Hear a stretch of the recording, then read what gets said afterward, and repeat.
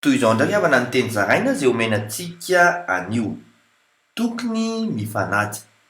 Tsy ankasitrahan'Andriamanitra ny manao tsindry azo lena an'ireo mpikarama. Araka ny voasoratra ao amin'ny Deutéronome 4:20 amin'ny anaran'i Jesosy hoe aza manao fitondrana sarotra amin'ny mpikarama izay mahantra sy malahelo, na ny rahalahinao na ny vahiny ao amin'ny taninao sy ao an-tanànanao.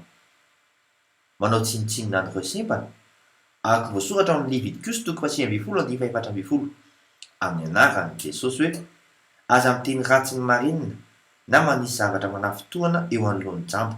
Fa matahora an'Andriamanitra ao, zao ny Jehova, ary mampahory ny kamboty. Araka ny amin'ny Exodosy 4:20 amin'ny anaran'i Jesosy hoe aza mampahory ny mpitondra-tena sy ny kamboty akory ianareo.